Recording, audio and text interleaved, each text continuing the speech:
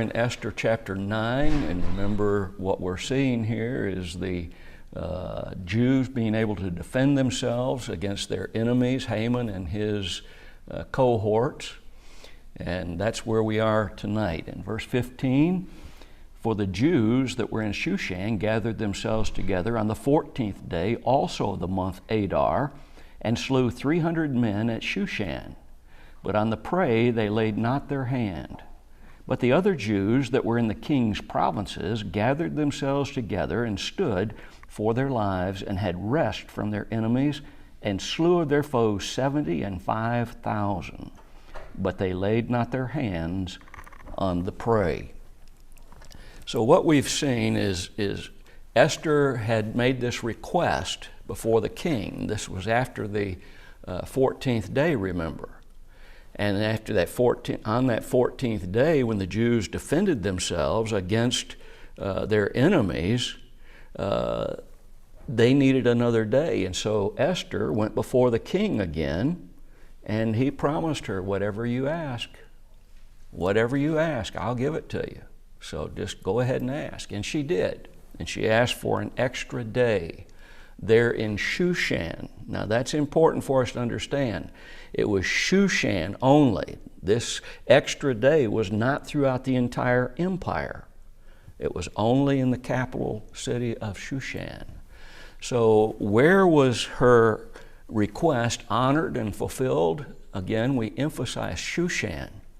And remember that the original decree allowed the Jews to defend themselves. I misspoke a minute ago, the 13th day of Adar, and this day that she's asked for is the 14th day of Adar. I'm sorry about that.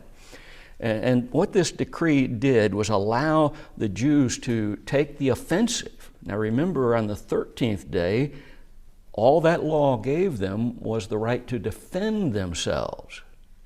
But this day is different.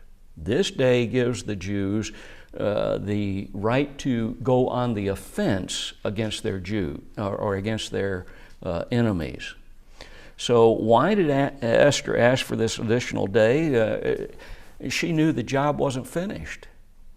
She knew that, if these people remained, it was going to be a source of conflict in the future. She understood that. Consider a modern example of this. In 1991, the United States went to war with Iraq, but we did not get rid of Saddam Hussein. Why? Because our president promised that he would not go beyond a certain point in that war. And Saddam Hussein was left in power. Consequently, then in 2003, the United States had to go back in and finish the job, and yet they didn't finish it then. Now you say, well, wait a minute, they got rid of Saddam Hussein during that time. Yeah, but what they didn't do was finish the job, and it created a vacuum, and that's when ISIS came on the scene and caused so much trouble worldwide, and is still causing trouble. And so you can see how a job sometimes needs to be finished. And Esther seems to have understood that. And so she knew that the Haman and his enemies, just because you got rid of some of them, doesn't mean that the job's finished. And note also that they did not, notice is made that they did not take the spoil of their enemies. Well, we saw that before, didn't we, on the 13th day? And two things are shown thus about the Jews themselves. They finished their work on the 13th day by killing 75,000. Now, think about that number. It's a lot of people, but you'd think possibly in an empire that size that it might have been much greater. And one of the reasons why it probably was not that much greater is because we noticed also that the people, because of the power of Mordecai, the position that he held, the king's approval of what was being done in defending themselves, caused a lot of the Persians to convert. to Judaism. You see how that all works out? They also took no spoils of their enemies. So when we consider all of this, Mordecai, the king's decree, Mordecai's, remember they worked together on this, Esther 8 and verse 11, to destroy, to slay, to cause to perish all the power of the people and province that would assault them, both little ones and women. Did you notice that? They were given permission to assault and to destroy, basically, we would say today, all of their enemies, including little ones and women, children. Did they go to the homes of these men who attacked them and who they went on the offense or were allowed to go on the offense and then killed the little ones and the children? I don't think so. I don't believe that was what's being said here. I believe that only those who were killed who facilitated themselves in attacking the Jewish people. I don't believe they just went around and said, oh, let's round up anybody that had any connection to these men. I don't believe that was the case. But if a woman or a child attacked them, does that mean that they had to step back and say, okay, go ahead and kill me? You see why it says little ones and women? Because if a woman attacks, she can kill you just as much as a child can. There are those who believe that this order, this decree of the king, if they did kill all the women and children, would have kept them from sowing seeds of vengeance. In our world today, we have watched for generations, multiple generations, hundreds of years, what takes place in the Middle East. You have a group of people that will not forget what's happened in the past.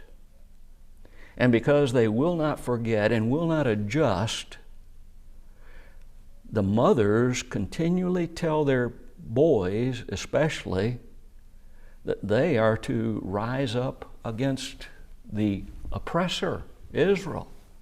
So you see this constant agitation going on, sowing the seeds of vengeance. Why, this was done to our forefathers way hundreds of years ago.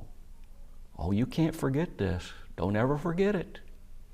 And so we see mothers proud that their young children will put on vests loaded with steel ball bearings and nails and other things and explosives and go into a crowd and blow themselves up and being proud of it. You see what happens sometimes when a job isn't completely finished? But if they had killed all the men, their wives and their children, why leave the spoils? Possibly out of mercy for the survivors? I think that's probably got something to do with it. Think about it this way. Let's say that they killed the men, but they didn't kill the women and children, which I don't think they did. But let's say that that was the case, that they killed the men, didn't kill the women and the children. What's going to happen to them if they had taken the spoils? You see, I believe what we're seeing here is God having taught His people His laws with regard to mercy and everything else. But in particular right now, mercy we're talking about. And so what did they do?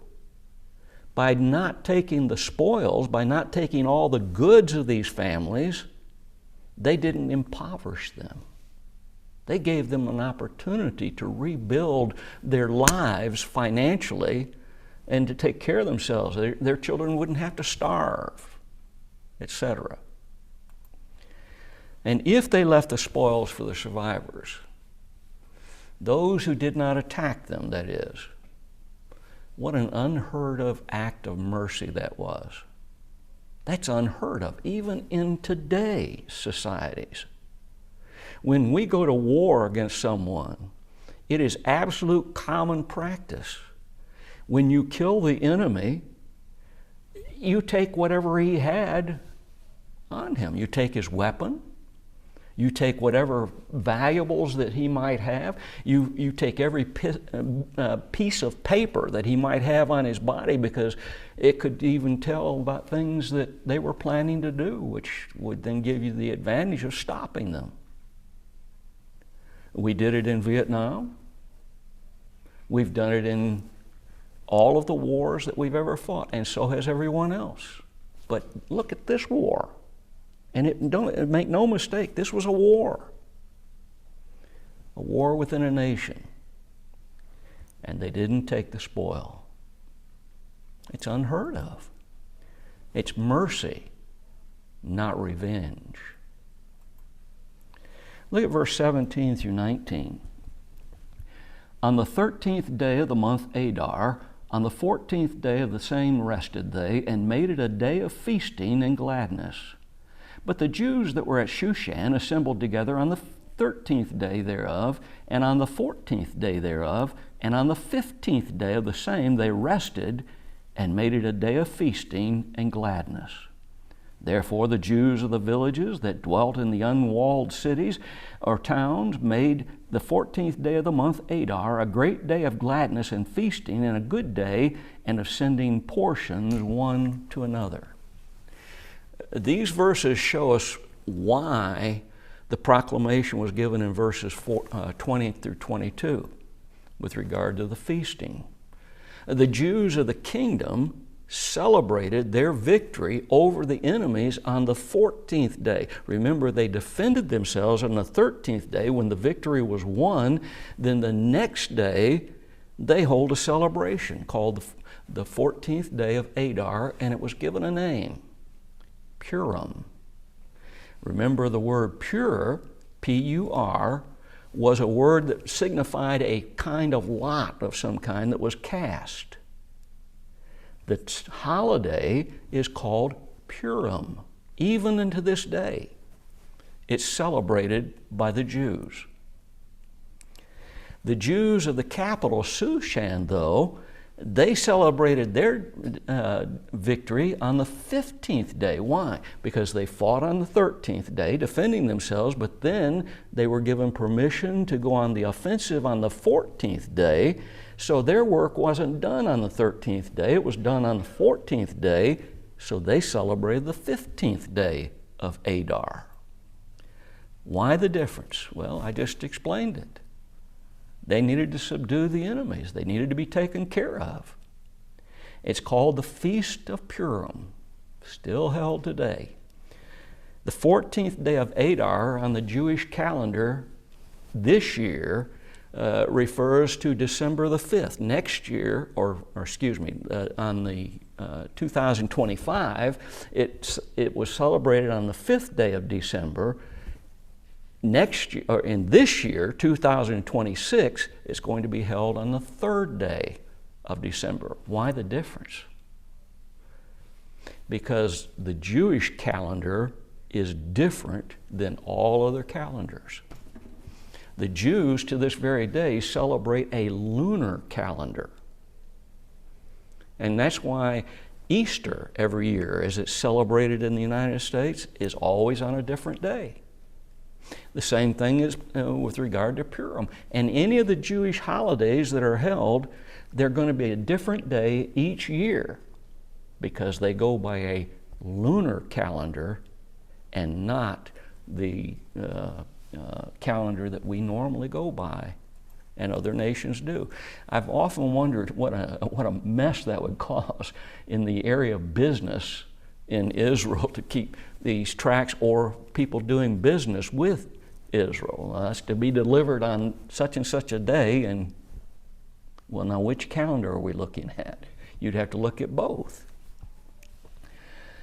It is a day of rest. It's a day of sending gifts of food to one another and gifts to the poor. That's what the day of Purim is all about. But now it's been changed a lot over the centuries. Look at verse 20 through 22. And Mordecai wrote these things and sent letters unto all the Jews that were in all the provinces of the king Ahasuerus, both nigh and far, to establish this among them, that they should keep the 14th day of the month Adar and the 15th day of the same yearly, as the days wherein the Jews rested from their enemies, and the month which was turned unto them from sorrow to joy, and from the mourning into the day into a good day, that they should make them days of feasting and joy, and of sending portions one to another, and gifts to the poor. Here is the official order given by Mordecai, again with the king's permission, making this feast an annual event. They celebrated naturally after their victories, but now it's codified. It's put into law, and it's still held every year. Again, as I pointed out earlier, this year it's going to be on the 3rd day of December. Last year, it was the 5th day of December. And originally, this celebration was very simple. It was just a matter of feasting and resting and helping the poor. But it's changed over the years. Again, the name is Purim. In the language of the Jews, Purim, and it means lot of or peace. The lot, or whatever it was that was thrown, and it was just the I-M on the end of it, Purim, made it a plural. So you can see how that makes it a plural. So if it's a plural, what's it going to be held? Every year from then on. And over the centuries, again, this has been changed. The celebration of this Purim has been changed a lot. It's become far more elaborate and excessive today than it was then. Well, what did they do, or what do they do, I should say, in today's time? Because we've explained what they did then. It was very simple. You celebrate, you take a day of rest, and you help the poor. Today it has evolved into the reading of what's called the Megilloth. And the Megilloth consists of the Songs of Solomon, the book of Ruth, the book of Lamentations, Ecclesiastes, and the book of Esther. They're all read, one after the other, in celebration of Purim. Today, they do a lot of drinking in excess, alcohol. We're not talking about drinking water or grape juice, as we have on the Lord's table, but they drink to excess today.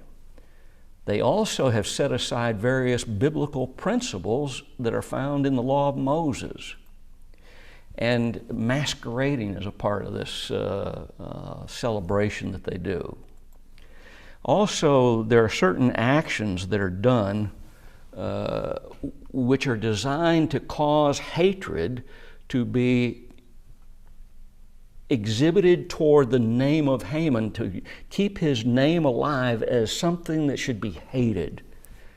And again, there's this same principle that we talked about earlier. Why keep up a practice and use it particularly to cause hate to exist in any society? Why do that? Part of this, these demonstrations are the hissing and the shaking of the fist and stamping their feet, stomping their feet, especially by children, every time the name Haman is mentioned in the reading of the book of Esther. In other words, a visual demonstration of the hatred they've always felt toward Haman. Oh, there's also the hanging of Haman in effigy, the writing of his name on the soles of their shoes, and then stamping their feet in contempt of this man Haman. And there are 4 other acts there that we're not going to go into the time look. But you can see there, this is something that has been emphasized for a long time. Look at verses 23 through 25. And the Jews undertook to do as they had begun, and as Mordecai had written unto them. Because Haman the son of Hammedatha, the Agagite, the enemy of all the Jews, had devised against the Jews to destroy them, and had cast pur, that is, the lot, to consume them and to destroy them. But when Esther came before the king, he commanded by letters that his wicked device, which he had devised against the Jews, should return upon his own head, and that he and his sons should be hanged on the gallows. Notice it's again mentioned that Haman was an Agagite. This is mentioned 5 times in the book of Esther. Chapter 3, twice, verse 1 and verse 10, chapter 8, verses 3 and 5, and also in our present text in verse 24. Why? Of course, the emphasis makes this something that's particularly important that God wants the people to remember. But why? To remind them and us. And we need to make sure we think about this with regard to us. It reminded them, and it should also remind us of something that happens when we don't obey God. Disobedience to God can have consequences many, many decades later. What was the occasion that God is getting them to remember? Oh, remember King Saul? And remember what God told Saul to do? You go down there and you destroy all of these people. You destroy all the men. You destroy all the women. You destroy all the children. You destroy all of their animals. You kill them all. Wipe them off the face of the earth. And Saul did not do it. Well, who was Haman? An Agagite. Oh, he was one of these people. Because Saul didn't do what God told him to do, centuries later, one of them caused tremendous problems for the Jewish people. Oh, and he wasn't the last one. King Herod, known as the Great, also was one of these people. And he caused a lot of problems for the Jews later on. Disobedience to God's commands can cause us consequences generations later. Look at Numbers chapter 14 and verse 18. The Lord, Jehovah, is long-suffering. And He's of great mercy, isn't He? He's forgiving of iniquity. He's willing to forgive. He's willing to forgive transgressions. But by no means does He clear the guilty, visiting the iniquity of the fathers upon the children. But I want you to notice something. That's not the end of the verse. Unto the 3rd and 4th generation. That doesn't mean the people in the 3rd and 4th generation were guilty of the same sin that their grandfather had committed. But what it does mean is the consequences of their sin is going to have consequences down the line. You take a family where, say for instance, a man is a drunkard. Today, everybody wants to call him an alcoholic, make make it a little softer. It's a disease. No, it's not a disease. It's a choice. A man that's a drunkard, who wastes his family's money on alcohol or other drugs, who wastes his money on that, do his children suffer? And might they not suffer for generations because of the habit that his father had, and because of it teaching them not to have financial responsibilities like they should? Yeah. We see it all the time in America and in any society. It's not just America.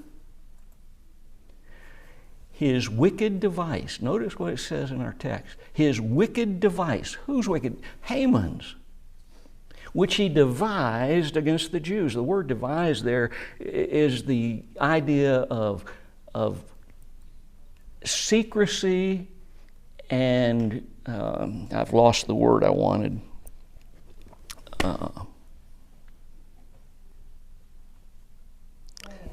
Plans. Well, not just plan. I've lost the word, but anyway, in his own, notice, where did he devise this? In his own head. When you and I decide to do something, is it my hand that decides to do it? For instance, grab a knife and plunge it into somebody? Is it my hand that decides? It's my head, my brain, my mind. And notice that he and his sons were involved in this. Why were the sons hung on a gallows? Because they agreed with Daddy. This is what we're going to do. We're going to kill all these Jews. Look at Psalm 17, 15 through 16. You see how this text fits what the psalmist said. He made a pit and digged it. Who made a pit? Well, some person that was an enemy of God's people. He dug a pit. Why? So you'd fall into it and hurt yourself, or maybe kill yourself. And he digged it. And he's fallen into the ditch that he made. He made it for somebody else. He made it to harm someone else. In Vietnam, they used to dig these pits, and they would disguise it in such a way that if you made the mistake of falling in it, there were punji stakes. And these punji stakes had been coated with human waste. Why? Because it'll cause an infection. And there's a good chance you would die of that infection if you didn't die by falling on one of those stakes. So we see what a pit was made for and was dug for, to try and cause someone to fall into it. But the psalmist says that eventually that man falls into his own pit. What did happen to Haman and his sons? They, in essence, fell into the pit of their own making. Their hatred of the Jews, we're going to kill them all, but it caused them to be killed instead. His mischief, the psalmist went on to say, shall return unto his own head. It's going to come back on him. And his violent dealing will come down upon his own pate, the crown of his head. And that's a devastating injury, isn't it? Look at verses 26 through 28. Wherefore they called these days Purim, after the name of Pur. Therefore, for all the words of this letter, and of that which they had been concerning this matter, and which had come unto them, the Jews ordained and took upon them, and upon their seed, and upon all such as joined themselves unto them, so as it should not fail, that they would keep these 2 days according to their writing and according to their appointed time every year. And that these days should be remembered and kept throughout every generation, every family, every province, and every city, and that these days of Purim should not fail from among the Jews, nor the memorial of them perish from their seed. Again, the word Purim is found. In 1939, the Chicago Tribune published an article about this feast, the Feast of Purim, that the Jews would be holding. and they were going to be holding it in Chicago in what was called the Temple Shalom. I pronounced that wrong. The shalom means peace. Shalom in Chicago. And so you see, 2,500 years, the Jews have still been celebrating this feast. They've turned it into something they weren't supposed to. Remember, the feast originally was to be a celebration of their deliverance, a time of eating and sending food to one another, and to take care of the poor. And they've changed it to now to be something to be a matter, among other things, of hatred.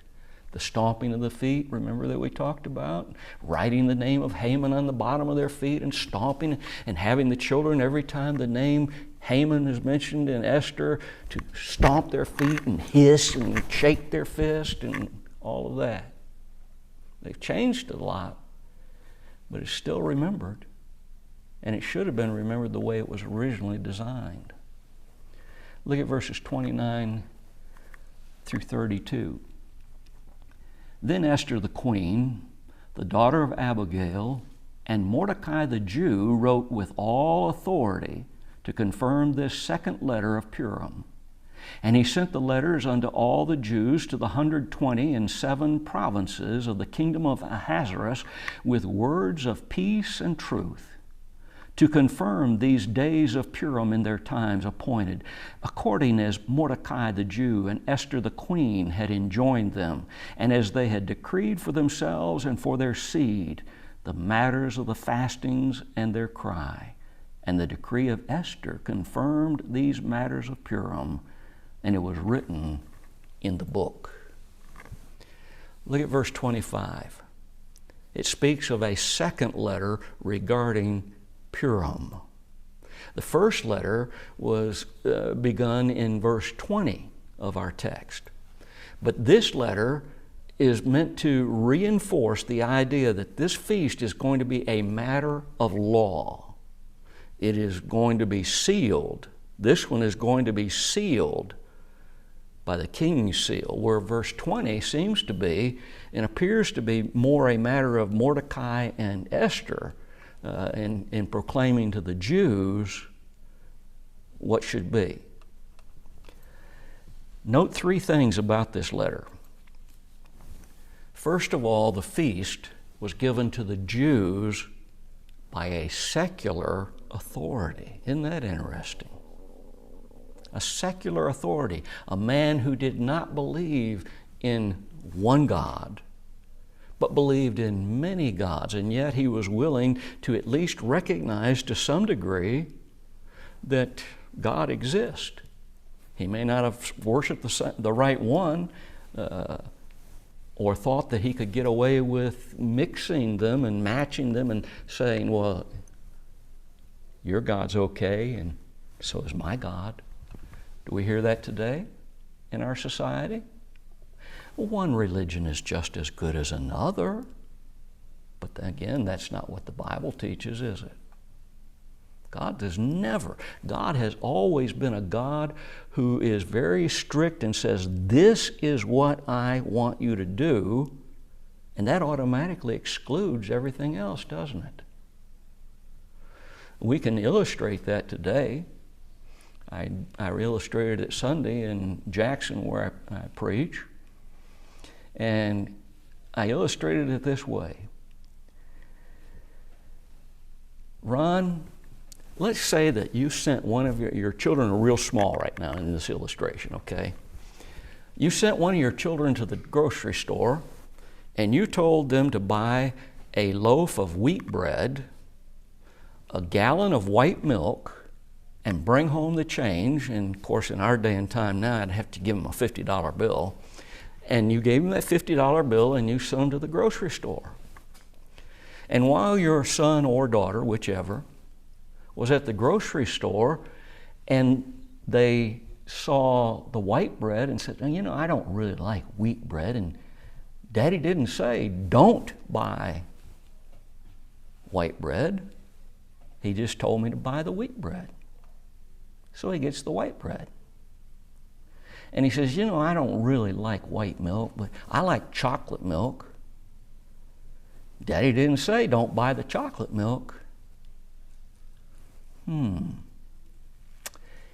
He makes the purchase, comes home, sets the items on the counter, gives you the change. What's going to be your reaction? Unpleasant through their eyes. Unpleasant through their eyes. Why? Because you told them what to get, didn't you? You didn't have to say, now wait a minute, don't get rye bread, don't get white bread, don't get this bread, that bread, or whatever bread, did you? You specified what you wanted done. Oh, and by the way, on his way out to pay for the stuff that he bought, you know how the counters are set up with all those goodies up there. Daddy didn't say, don't buy a candy bar. So he bought the candy bar. You see what he was guilty of, this son or daughter? He was guilty of substituting for what God had said, and he was guilty of adding to what God had not said. Or what God had said, I'm sorry. See what happens? This feast was given by a secular authority. The Jews, Esther and Mordecai, were acting as representatives of a secular king. But also, the second thing we notice about this is the feast wasn't found in God's law for the Jews. This was established by Mordecai and Esther with the permission of the king. But it's not listed as one of the feasts that God told the Jews to engage in the law of Moses. You think God would be pleased with them today if the law of Moses was still in effect for celebrating Purim as a religious holiday like they're doing? And notice the other thing. It was written in the book. The book? What book? There are three general ideas as to what this phrase means. The book of Esther. Well, it is in the book of Esther, isn't it?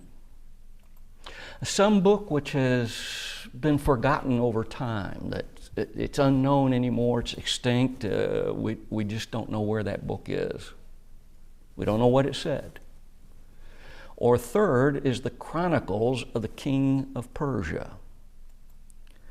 The term the book is found in Esther 4 times. You can see the passages up there on the board. Outside of the one we're looking at in verse 32, all of the other passages distinctly show that it referred to the chronicles of the kings of Persia. The history books, so to speak, that they were writing as they ruled. And so, in my estimation, that's what it has to refer to here. Because all of the other places where that particular phrase, the book, is found, it was always the chronicles of the kings of Persia. Consider something which Jesus said that would have applied to both Mordecai and to Haman. You say, now wait a minute. Mordecai's a good guy and Haman's a bad guy. How would something Jesus said apply to both of them? Look at Luke 14 and verse 11. Whosoever exalteth himself and shall be abased, and whosoever shall humble himself shall be exalted. The one was exalted, the other was humbled. The other was, Haman tried to exalt himself and say, oh, I want to be, I want to be praised. Who should the king honor better than me? Oh, let him parade that person through the streets and let him wear a crown, the king's crown, and the king's robe. He wanted to be exalted. Mordecai, on the other hand, was a man very humble, but look who was exalted in the end of the lesson. Mordecai. Earlier in this study, we pointed out that God's name, nor any direct reference to him, is found in the book of Esther. It was also pointed out that even though his name isn't mentioned, the word God, Jehovah, is not mentioned, nor is it obviously referred to, it's still obvious that God was working. It can't be denied. Not miraculously, but he was working through his providence. And something else is also mentioned, which I find of interest in Esther. The book introduced Mordecai and then Esther. You see, what we have done many times in our studies is we put Esther above Mordecai. And that's just the opposite of what the book of Esther does. Consider this thought very prayerfully. Esther was promoted to be queen so that Mordecai could be put in position to help God's people during a time of tremendous grief and trouble. Remember something about Mordecai. It was Mordecai who instructed Esther to hide her nationality. If she had not hidden her nationality, how would this have all worked out with old Haman? It was Mordecai who revealed the plot to kill King Ahasuerus and passed it on to Esther, who would have the ear of the king. It was Mordecai who pushed Esther to reveal herself then as a Jew when the time was right to save his people. And it was Mordecai who rose to great power, which blessed not only the Jews, but also King Ahasuerus and his nation. Esther's usually overemphasized in this book. It's Mordecai whom we ought to emphasize for his wisdom and his directions to Esther before she ever had an opportunity to become queen. It's Mordecai that God is emphasizing because the book not only begins by talking about Mordecai, but watch how it ends. Esther's important, don't misunderstand, because it was her promotion which allowed Mordecai to be put into a position of greatness through God's providence. I'm going to go ahead and finish this because I don't intend to do anything more than just read chapter 10, and there's only 3 verses there, and then we'll be dismissed.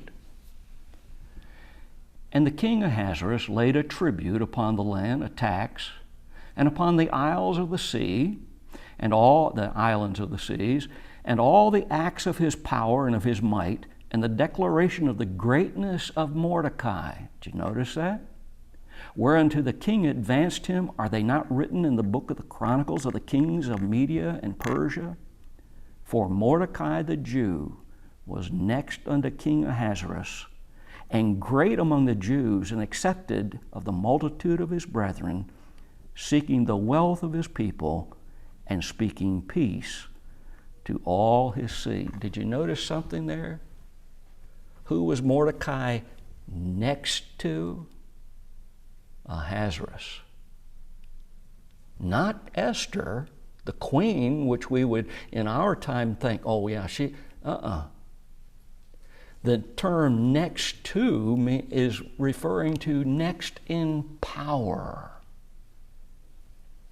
Mordecai was next in power to Ahasuerus, not the queen.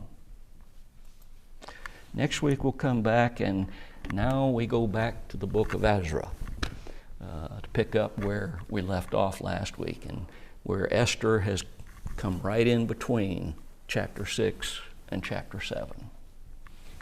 We thank you for your attention, and we thank you for your consideration of these things.